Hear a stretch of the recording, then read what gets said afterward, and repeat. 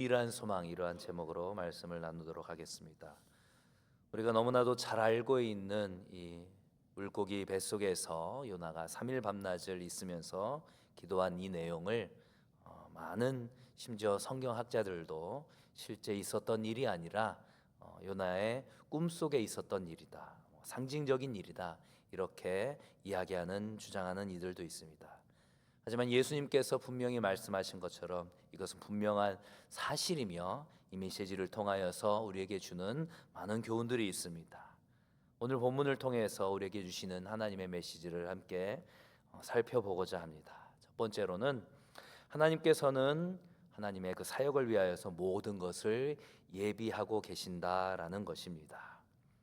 오늘 우리가 읽은 본문의 그 첫 구절인 17절, 요나서 1장 17절에서 눈여겨볼 부분이 있습니다. 요나서 1장 17절입니다. 여호와께서 이미 큰 물고기를 예비하사 요나를 삼키게 하셨으므로 요나가 밤낮 3일을 물고기 뱃속에 있으니라.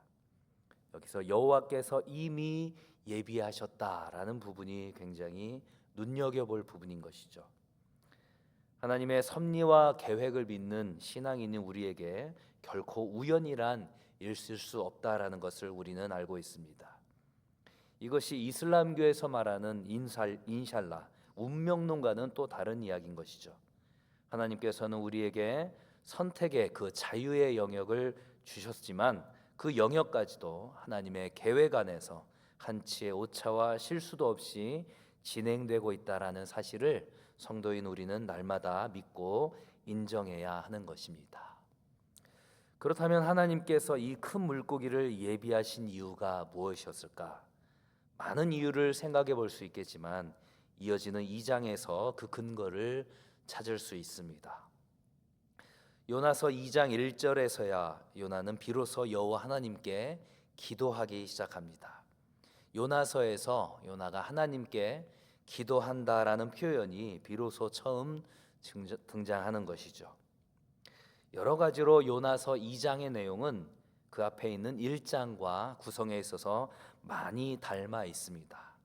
요나서 1장에서는 어떻습니까?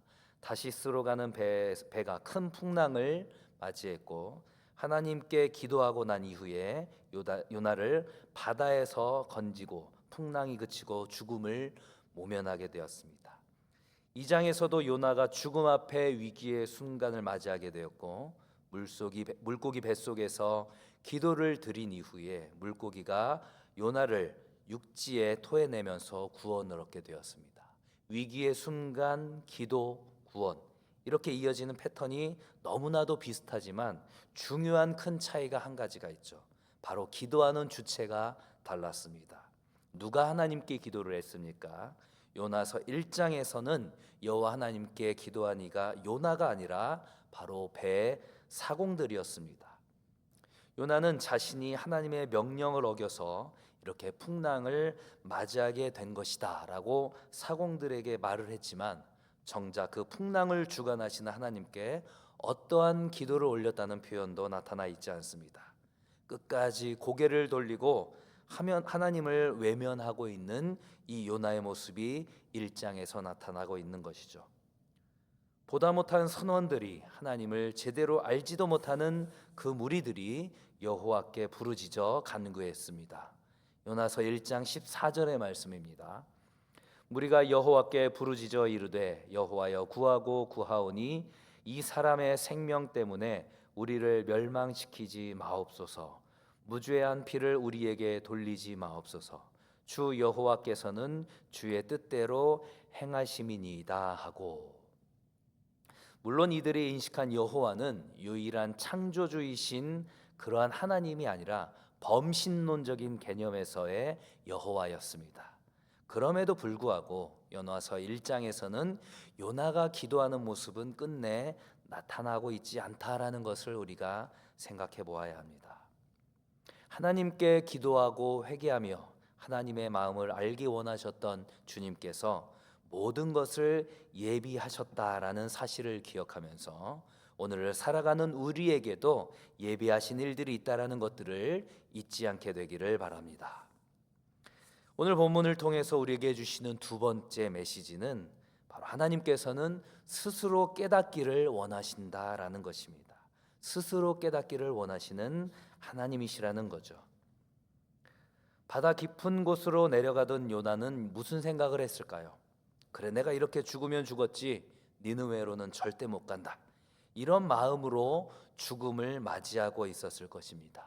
바로 그때, 바로 그렇게 죽음을 목전에 둔 상황에서 하나님께서 예비하신 큰 물고기가 요나를 덮치게 된 것입니다. 이러한 상황 속에서 요나는 이 모든 일들이 하나님의 철저한 계획 아래에 진행되었다라는 것을 인정할 수밖에 없었습니다. 하나님께서 패역한 자신을 설득하기 위해서 억지로 끌고 가지 않으시고 스스로 깨닫게 하시기 위해서 이 모든 것들을 준비하셨다라는 사실을 깨닫고 감사하고 찬양하게 된 것입니다. 선원들이 자신을 바다에 던졌지만 요나는 오늘 본문의 3절의 고백을 통해서 주께서 나를 바다 깊은 곳으로 내던지셨습니다라고 고백했습니다. 선원이 내던졌지만 주님께서 내던지셨다라는 것이죠. 큰 물고기가 요나를 집어삼켜서 죽지 않게 되었는데 요나는 오늘 본문의 6절을 통해서 주께서 내 생명을 구덩이에서 건지셨습니다라고 고백하고 있습니다.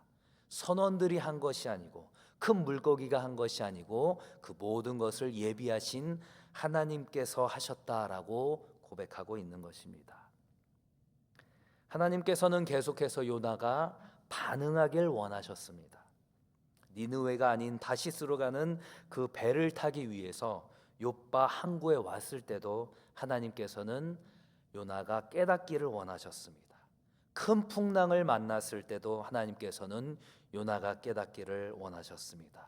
선장이 그를 깨우면서 당신의 하나님께 기도하라고 요청하였을 때도, 당신이 누구냐고 선원들이 물었을 때에도, 선원들이 하나님께 간청하면서 요나를 바다에 던졌을 바로 그때에도 하나님은 요나가 반응하기를 원하셨습니다. 그렇게 하나님께 반응하지 않았던 요나가 이제 물고기 뱃속에 들어간 후에야 비로소 하나님께 회개하며 반응하는 기도를 올리고 있는 것입니다. 그 안에서 감사와 찬양의 고백을 하고 있는 것입니다. 하나님께서는 끝내 요나에게 이러한 자발적인 순종과 항복을 받아내신 것입니다. 엄밀히 말하면 절벽 끝 막다른 곳으로 요나의 표현을 빌리자면 산의 뿌리까지 내려가게 된 그가 이제 마지막 순간에 하나님을 부르짖고 있는 것입니다. 지금도 하나님께서는 우리 각 사람들에게 말씀하고 계십니다. 성경 말씀을 통해서, 기도하는 중에, 우리의 상황을 통해서, 교회 공동체를 통해서 말씀하십니다. 때로는 직접 말씀하시겠지만 상당히 많은 경우에는 오늘 본문의 요나처럼 스스로 깨닫고 돌이키실 때까지 기다리십니다. 가르치시는 것이 아니라 우리가 깨닫고 배우게 하시는 것이죠. 일방적인 주입식 교육이 아니라 스스로 대답할 수 있도록 기다리실 때가 많다라는 것입니다. 예수님께서도 그와 같은 방법을 자주 사용하셨죠. 나의 이웃이 누구냐고 묻는 그 율법학자가 자신을 옳게 보이려는 마음에서 질문을 했을 때 그러한 율법학자에게 너의 고만을 고쳐라, 너의 교만을 고쳐라 이렇게 얘기하지 않으시고 선한 사마리아의 그 이웃의 비유를 말씀하셨습니다. 그리고는 물으셨죠.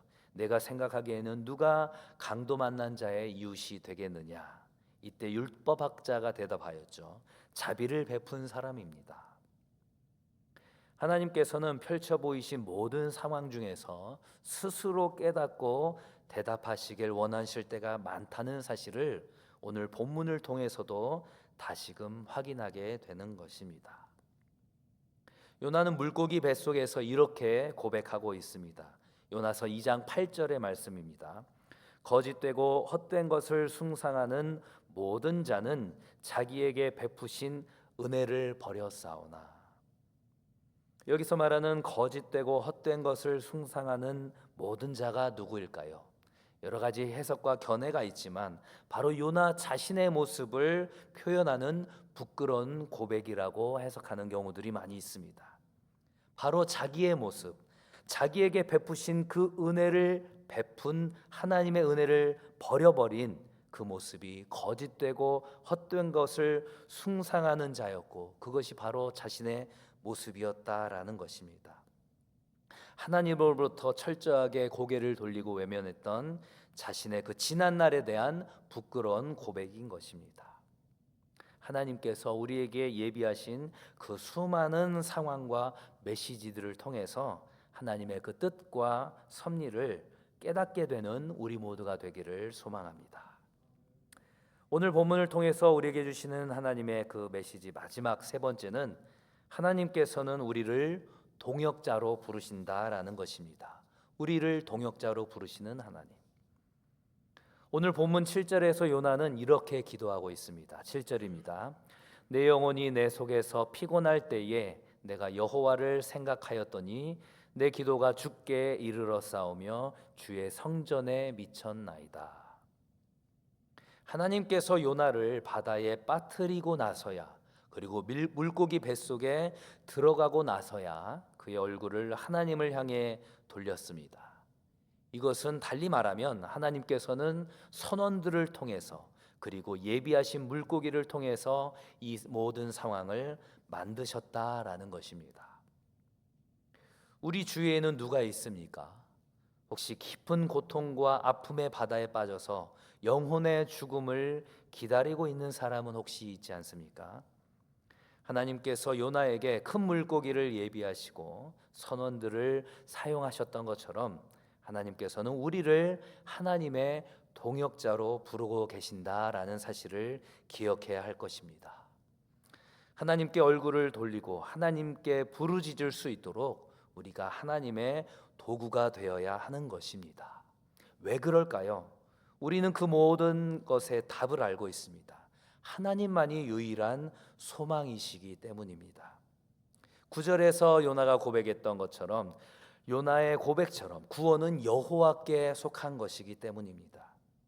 자포자기하는 심정으로 절망에 빠져 들어가고 있는 이들이 있다면 그들을 하나님과 독대할 수 있는 자리로 데리고 나와야 하는 것입니다. 배에서 자고 있던 요나를 보면서 지금 잠이 오냐고 호통을 쳤던 것처럼 누군가에게는 잠자는 그 영혼을 깨우라고 사랑의 충고를 해줄 수 있어야 하는 것입니다. 그것은 하나님만이 유일한 소망이기 때문입니다. 구원은 하나님께 속한 것이기 때문인 것이죠. 역대기 20장에 보면 남유다와 아람의 전쟁이 나옵니다. 온 유다 백성에게 금식을 선포한 여호사밧 왕은 남유다와 아람의 전쟁을 앞두고 하나님께 이렇게 간구합니다. 역대하 20장 12절의 말씀입니다. 우리 하나님이여, 그들을 징벌하지 아니하시나이까? 우리를 치러 오는 이 큰 무리를 우리가 대적할 능력이 없고 어떻게 할 줄도 알지 못하옵고 오직 주만 바라보나이다 하고, 여호사밧이 어떻게 할 줄도 알지 못하고 주만 바라본 이유는 무엇입니까? 바로 하나님만이 유일한 소망이시기 때문입니다. 왜 하나님께서 이러한 극한 상황까지 몰고 가셨을까요? 그렇게 될 동안 수많은 경고의 메시지를 주셨는데도 알아듣지 못했기 때문입니다. 막다른 골목으로 몰고 가시는 그 하나님의 마음은 마치 빨리 깨닫고 돌아오길 원하는 부모의 심정인 것입니다. 바로 그 심정으로 요나를 바라본 것이 하나님의 마음이시고 우리를 바라보는 하나님의 마음이라는 것들을 우리는 깨달을 수 있어야 하는 것입니다. 말씀을 정리하겠습니다. 하나님께서는 모든 상황과 형편 가운데 모든 것들을 예비하시고 하나님의 일들을 이루어 가십니다. 그 가운데 하나님께서는 그 모든 것들을 통하여서 성도인 우리가 스스로 깨닫기를 원하신다라는 것을 우리가 기억할 수 있게 되기를 소망합니다. 또한 하나님께서는 선원들을 사용하셨던 것처럼, 그 큰 물고기를 사용하셨던 것처럼 우리를 하나님의 사역의 동역자로 부르신다라는 것들을 생각하면서 지금 절망의 바다로 빠져들어가고 있는 이가 있다면 그가 하나님과 독대할 수 있는 자리로 인도하는데 우리가 사용될 수 있기를, 그렇게 하나님의 동역자로 쓰임 받게 되는 우리 모두가 되기를 간절히 소망합니다. 이 시간 선포된 말씀을 생각